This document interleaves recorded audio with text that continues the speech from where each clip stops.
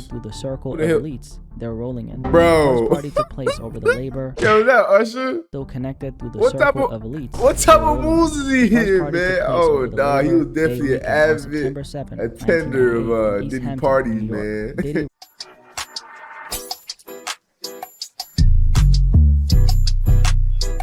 Yo, what's good, YouTube? Welcome back to another video. It's your boy AYD, man. Today we got inside Diddy's freak-off parties. Oh boy, man. All right, let's get into it. Diddy Combs was once known as a rapper, music mogul, and serial entrepreneur. These days, however, he's known as an alleged sicko who allegedly used and abused people in the most disgraceful way and is now paying for his sins. P. Diddy in the last 12 months has been in the focal point for everything but his musical and business ventures, as he sits incarcerated in Brooklyn's Metropolitan Detention Center awaiting trial after he got indicted for sex trafficking charges. The truth about his freak-off parties have finally gotten exposed.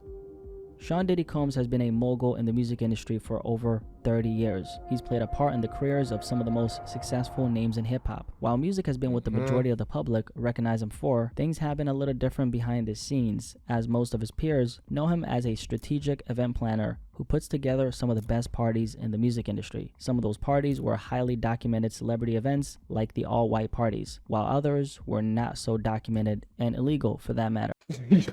I just realized, bro, by complete coincidence, I'm dressed like I'm going to a freaking Diddy party, bro. Hey, yo, not on purpose, man. And don't get any ideas, man. I ain't going to no Diddy party, bro. Relax, chill. In the late 90s, Sean Diddy Combs started hosting these all-white parties. The all-white party was an industry party hosted by Diddy himself. There were three different criteria for anyone who wanted to attend. Number 1, come with a good attitude, ready to have fun and let loose. Number 2, have ties to the circle of celebrities attending. And number 3, show up in white clothing. The parties were a white dress code and decor themed event attended by all the A-list celebrities in the industry you could possibly think of. The events initially started getting hosted in the Hamptons before moving to other locations that Diddy picked. These parties were supposed to be a fun day/night of festivities, which it eventually was for all the high-profile celebrities who attended. And the intention behind the white dress code was a way to strip away everyone's image and put them all in the same color and on the same level as stated by Diddy himself. Diddy described these parties as breaking down racial barriers and generation barriers, as the attendees came from all walks of life,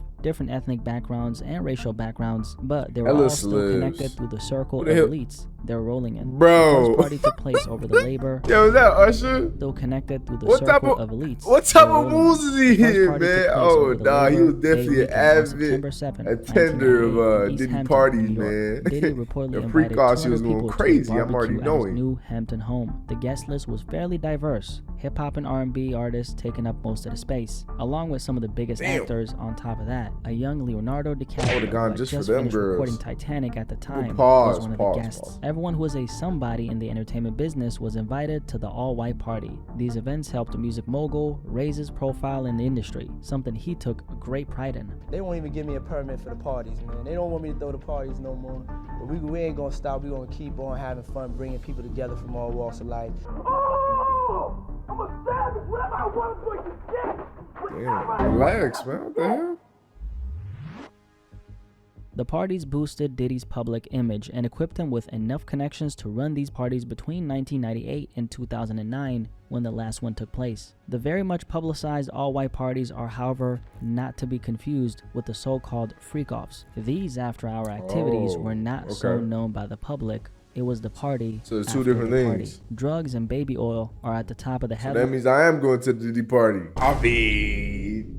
I'm playing with y'all. But nah, 1,000 bottles of baby oil in a crib is insane work. What is you doing? I mean, we know what you're doing, but damn nasty. Oh, man, I don't even want to think about it, bro. That's crazy. That's insane work. sex substance-infused get-togethers hosted by Diddy. These sexual encounters are described as coercive and abusive by the prosecution seeking legal action against Sean Combs and are the heart of the trafficking case he's been indicted for. The 14-page indictment heavily focuses on how the defendant, Sean Diddy Combs, abused, threatened, and coerced women and other people around him to fulfill his sexual desires. Diddy's freak-offs were allegedly fueled by a criminal enterprise who forced others into sex trafficking, along with forced labor, kidnapping, arson, bribery, and obstruction of justice. With the help of his deep network of employees, resources, and influence he had built up throughout these last few decades as a music mogul and serial entrepreneur, Diddy put together what he called freak-offs, which were essentially sex marathons that were not consensual. He allegedly lured his female victims by creating an orbit of women under the false pretense of a romantic relationship. Threats of violence and physical force were present. On top of got Young Bieber there all too. in the name of fulfilling his dark desires. The freak-offs were essentially an explicit show which sometimes lasted for multiple days, directed and hosted by Diddy himself. Days? Yo, bro, I could barely last around, bro. How is lasting days? Involved multiple people at a time, Like, for both real, men though. and women. As Diddy was pleasuring himself, unbeknownst to the alleged victims involved, he was also videotaping these moments and saving them as leverage against them. Another Where they critical at? We gotta aspect of see. this is how Diddy, as That's a way to crazy to sedate say. and We gotta see the evidence, man. Like, once those tapes are released to the pub, oh, Twitter is going to have a field. I just know what it's gonna be like, bro. It's gonna be the craziest I ever seen. controls victims, allegedly used copious amounts of drugs to keep them in check, Biggest leak of obedient history. and compliant. After these freak-offs, the victims received IV fluids in order for them to recover from the physical extortion and drug use forced upon them. The freak-offs were facilitated by Diddy's enterprise, which consisted of a team that included high-ranking supervisors, security staff, household staff, personal assistants, and other business employees of his. Their duties included booking hotel rooms for these freak-offs, stocking the rooms in advance with supplies for the sessions. Among the supplies were drugs, baby oil, lubricants, extra sets of linens, and lighting for the rooms where the freak-offs were about to take place. The people working for Diddy were also told to clean the hotel rooms after these freak-offs to try to mitigate any room damage. Arrangements for the victims' travels were also handled by his people, and so was the resupplying of any necessary items like the IV fluids, narcotics, and baby oil for the freak-offs.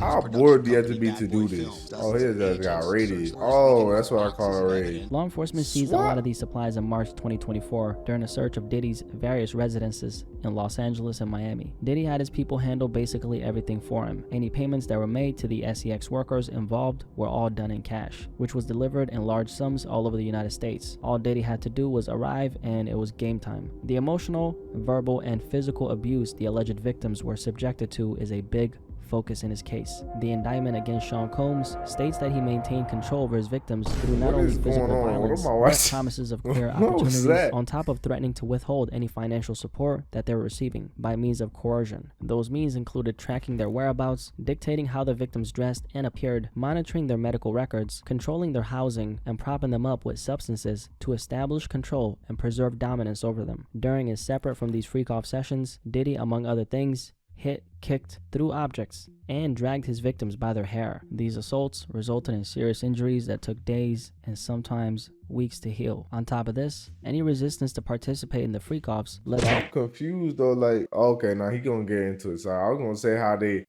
is it only getting like exposed now, bro, years later. The victims' careers and livelihoods getting threatened. My which Diddy career, had man, I ain't full gonna lie, control over. like, the victims fully believed that they couldn't what you refuse gonna do any when your demands ass in jail, bro? Like, you know what I'm saying? made by Diddy without risking their financial or job security, or without repercussions that came in the form of physical and emotional abuse. Diddy, on top of all this, used the freak-off recordings he had of the victims to keep them in his control and silence them. Members and associates of his alleged criminal enterprise, including his security personnel, at times carried firearms. On more than one occasion, Diddy himself flashed guns to intimidate and threaten his victims, including witnesses of any abuse. In March 2024, during the search of his residences, law enforcement recovered and seized multiple firearms along with ammunition, including 3 AR-15s. With altered serial numbers on top of drum mags. These are the firearms that are believed to have been used in the intimidation of the victims. The criminal network of people who enabled and aided him did so mainly through keeping tabs on the victims by making sure they followed directions and protocol regarding financial payments, and by advancing or suppressing career opportunities based on their compliance level. The cover-up was made possible by everyone who worked under Diddy, and that was done through concealing the violence and abuse he had caused upon them. Diddy's alleged victims had all their movements tracked by his criminal enterprise. In in order to intimidate them and prevent them from leaving the freak-off locations. There were several instances where victims recall being captured to remain in hiding for days at a time in order to ensure that they recovered from the injuries Diddy had inflicted upon them, so the physical violence could continue on in the dark.